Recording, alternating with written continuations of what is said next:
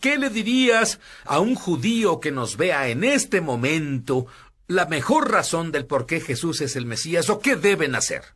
Bueno, diría, piensa por ti mismo. Una de las primeras cosas que los judíos hacen cuando están intrigados con la persona de Jesús es ir con el rabino, quien busca lo que los sabios y los eruditos antes que él pensaron, pero rara vez alguien piensa por sí mismo. Lo que hice, fui a la Biblia y comencé a leerla por mí mismo, y verás, descubrí que Yeshua fue en verdad involuntariamente puesto en un programa de protección de testigos, y que el pueblo judío en el mundo no entendería que este hombre Jesús, a quien más de 1,000 millones de gentiles siguen, no solo era judío, todos sus seguidores eran judíos. Es más, este es un hecho increíble, Sid. Cuando nací de nuevo en 1983, lo primero que me dije fue, creo que ya no soy judío. Ahora creo en Jesús a través de ósmosis, y creciendo en la sinagoga nos hacen creer que no puedes mezclar a Jesús y el judaísmo, y al comenzar a leer el Nuevo Pacto, todos eran judíos. La primera iglesia entera eran judíos. En los días del Shavuot, cuando el Espíritu Santo cayó en Jerusalén, Pedro, cuyo nombre real era Cefas, que significa roca, se levantó y predicó a miles y miles de judíos. Sabemos que al menos 3,000 judíos ese día se volvieron creyentes, eran creyentes y fueron sumergidos en agua. Sabemos que muchos años después, Pablo visitó Jerusalén, y Jacob, que es en realidad el nombre de Santiago, nadie le llamaba así, es un gran nombre para un mayordomo o chofer, pero no para el hermano del Mesías israelí judío. Su nombre era Jacob.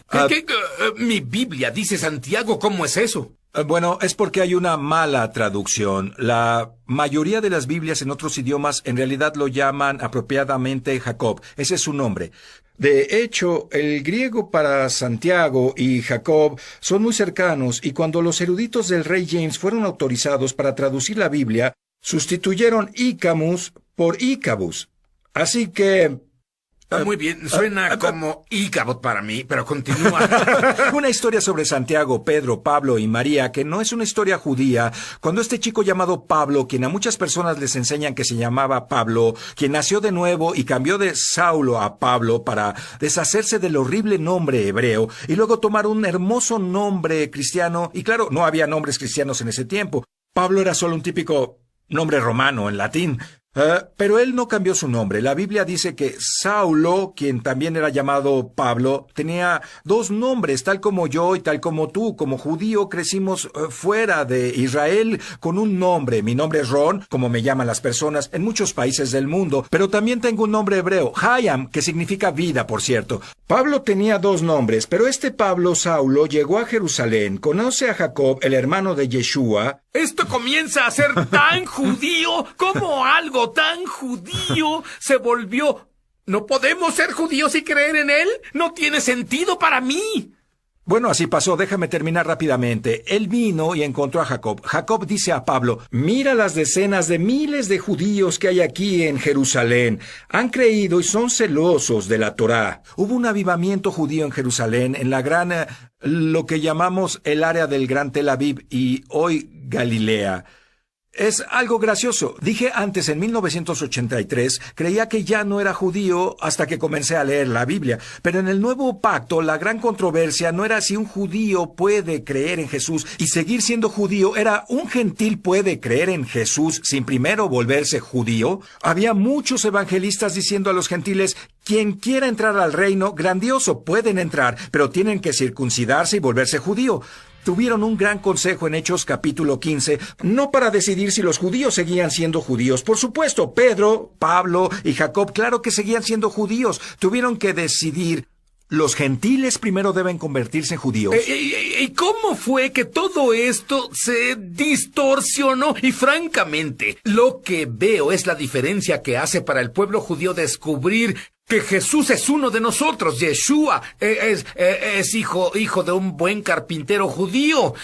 ¿Sabes? Eso lo entiendo. Pero, ¿qué diferencia hace para un gentil que es un creyente en Jesús saber estas cosas? Debido a que amas a Yeshua, quieres saber quién es y quieres saber todo. Me casé hace 25 años y sigo descubriendo maravillosas cosas de mi esposa. ¿Cuánto más de Yeshua, el autor del Nuevo Pacto, si lo viste como un gentil rubio de ojos azules de Finlandia, estás perdiendo algunas de las características más especiales del Mesías judío? Él vino en respuesta a las profecías de los profetas judíos, no para comenzar una nueva religión, sino para brindar salvación al mundo a través de su sangre. Él era el Cordero de la Pascua, no la cena de Semana Santa. Hablando del festejo, Yeshua observó todas las fiestas. Todos los judíos creyentes observaron estas fiestas. Absolutamente eran judíos. De nuevo ellos serían, volvamos a Hechos 21. Jacob dice a Saulo Pablo, mira cuántas decenas de miles de judíos han creído y son celosos de la Torá.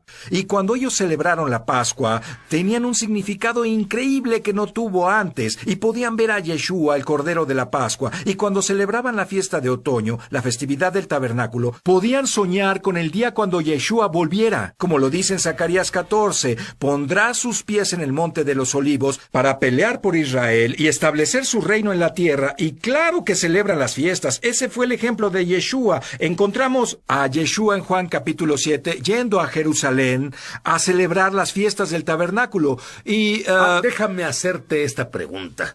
Si un gentil cristiano ama a Jesús con todo su corazón y odia al pueblo judío porque, digamos que le dijeron que los judíos mataron a Jesús. Los judíos mataron a Jesús. Sí, al igual que los gentiles, y...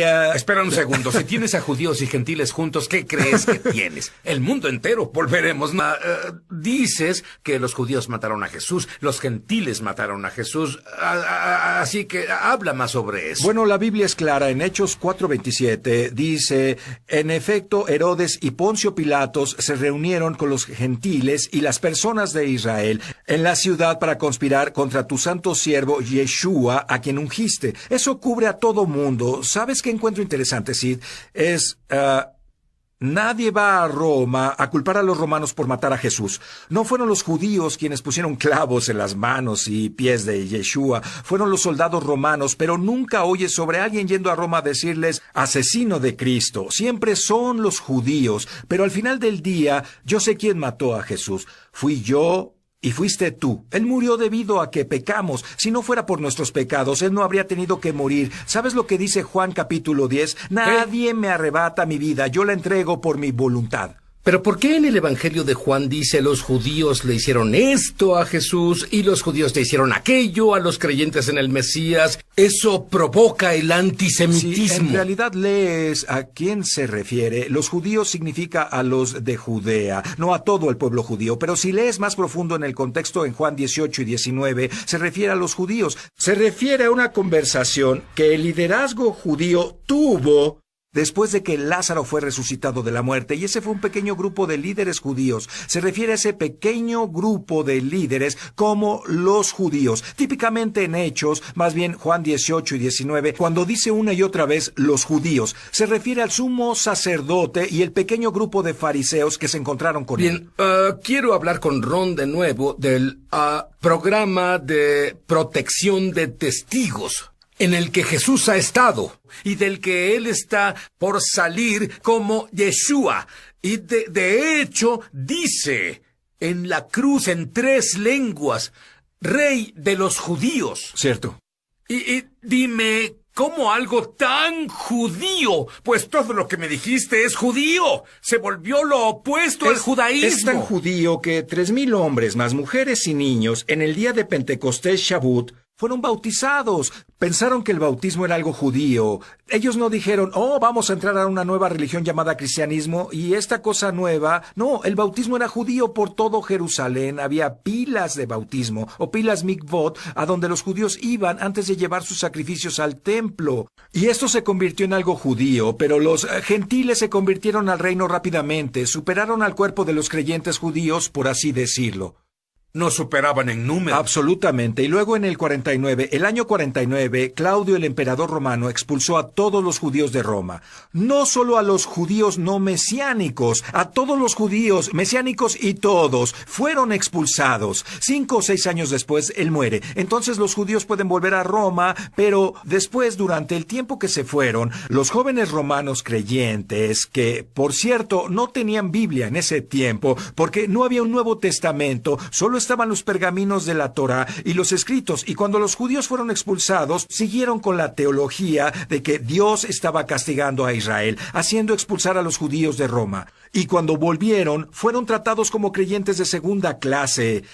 Ahora, cuando Pablo oye sobre esto, él escribe este maravilloso libro llamado Romanos y se lo envía a los creyentes de Roma. Y él dice, escuchen, el evangelio es para los judíos primero, luego los griegos. En Romanos 11 dice, ¿Dios rechazó a Israel? De ninguna manera. Otra versión dice, claro que no. Lo repite en el verso 11. Y luego continúa en los versos 17 al 23, 24, algunos de los más espantosos versos en la Biblia, donde dice a los gentiles creyentes que no se vuelvan contra el pueblo judío. Y tú, siendo olivo silvestre, te has injertado en estas raíces santas, y algunos de los judíos han sido desgajados, pero Dios puede injertarlos, pero no los juzguen.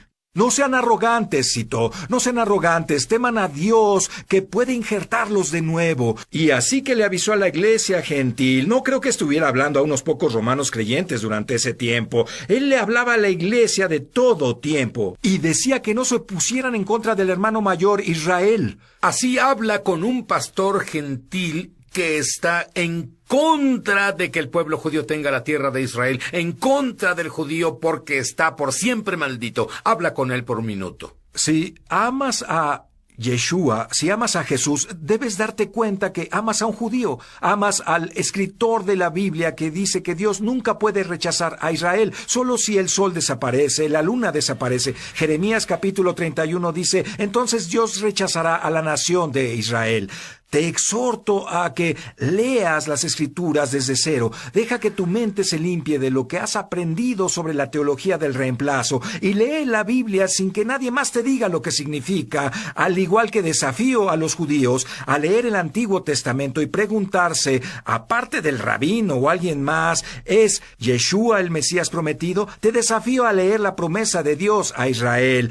Si tú solo en tu estudio llegas a la conclusión de que los judíos han sido reemplazados por la iglesia. ¿Qué hay del final de los tiempos? ¿Qué tal si un cristiano no entiende a los judíos en Israel? Aún peor, es antisemítico en estos días en que vivimos. Creo que sería un despertar duro si alguien es antisemítico y un creyente de Jesús descubre cuando vuelva que es judío y que este hombre que aman es uno de ellos. Les advierto que tengan mucho cuidado. La advertencia es clara en Romanos. Dios dice, puedo desgajarte si no eres amable con el pueblo judío.